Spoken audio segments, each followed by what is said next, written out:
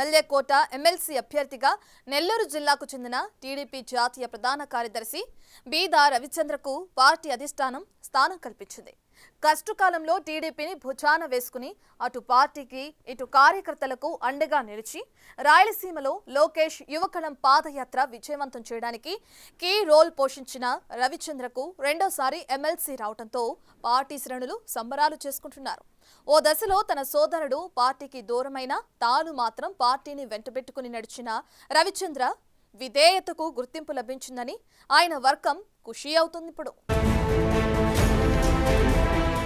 Telugu Desam party అధినేత ముఖ్యమంత్రి చంద్రబాబు నాయుడు ఎమ్మెల్యేల కోటా కింద ఎమ్మెల్సీ అభ్యర్థులను ప్రకటించారు. ఎమ్మెల్యే కోటా ఎమ్మెల్సీ ఎన్నికల్లో పోటీ చేసే బలం వైసీపీకి లేకపోవడంతో కూటమి అభ్యర్థులు ఏకగ్రీవంగా ఎన్నిక కానున్నారు. ఖాళీ అయిన 5 స్థానాల్లో టీడీపీ అధినాయకత్వం బీజేపీకి 1, జనసేనకు 1 స్థానం కేటాయించింది. టీడీపీ నుంచి మండలిలో అడుగుపెట్టనున్న 3 అభ్యర్థుల్లో నెల్లూరు జిల్లాకు చెందిన టీడీపీ జాతీయ ప్రధాన కార్యదర్శి బీదా రవిచంద్రకు స్థానం దక్కింది. దీంతో అక్కడి టీడీపీ శ్రేణులు సంబరాలు చేసుకుంటున్నాయి.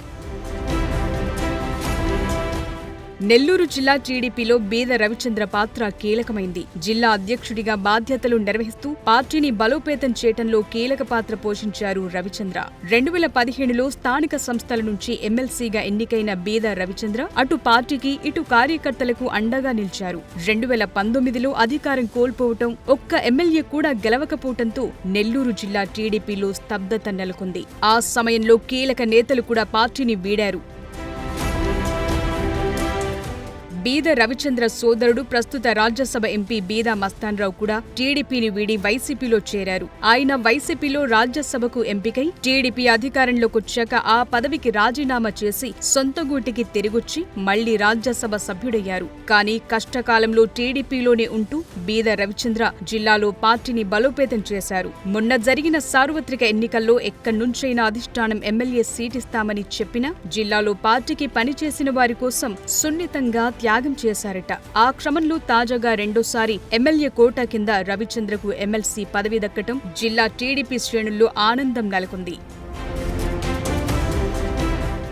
2019 ఎన్నికల్లో నెల్లూరు జిల్లాలో టీడీపీకి ప్రాతినిధ్యమే లేకుండా పోయింది. అయితే 2024 ఎన్నికల్లో ఉమ్మడి నెల్లూరు జిల్లాలో టీడీపీ అన్ని స్థానాలను కైవసం చేసుకుని జగన్ పార్టీకి ఝలకిచ్చింది. ఆ విషయంలో బీదా రవిచంద్ర పాత్ర ప్రత్యేకమైందని చెప్పొచ్చు. జిల్లాలో ప్రస్తుత నెల్లూరు ఎంపీ వేమిరెడ్డి ప్రభాకర్ రెడ్డి, ఆయన సతీమణి ప్రశాంతిరెడ్డి, రూరల్ ఎమ్మెల్యే కోటంరెడ్డి శ్రీధర్ రెడ్డి, ఉదయగిరి మాజీ ఎమ్మెల్యే మేకపాటి చంద్రశేఖర్ రెడ్డి తదితర సీనియర్ నేతలను టీడీపీలోకి తీసుకొచ్చేందుకు సాయశక్తులా ప్రయత్నించి సక్సెస్ అయ్యారు రవిచంద్ర.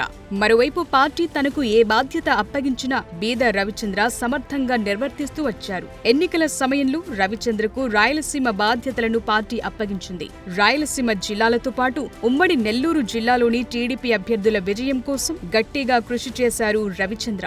2014, 2019తో పోలిస్తే 2024 ఎన్నికల్లో రాయలసీమతో పాటు నెల్లూరు జిల్లాలో టీడీపీ భారీ సంఖ్యలో సీట్లు గెలుచుకోవటంలో రవిచంద్ర పాత్ర కీలకమని ఆయన అనుచరులు చెప్తుంటారు.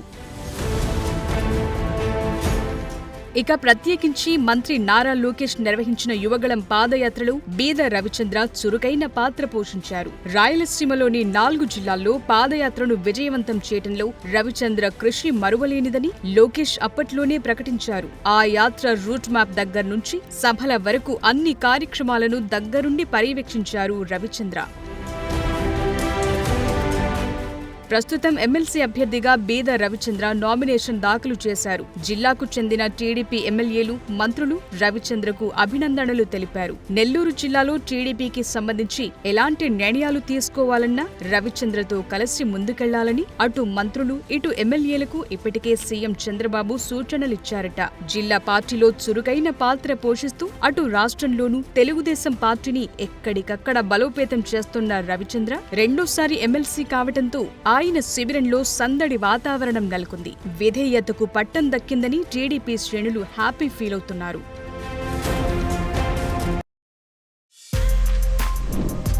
For more videos like this, subscribe Big TV channel.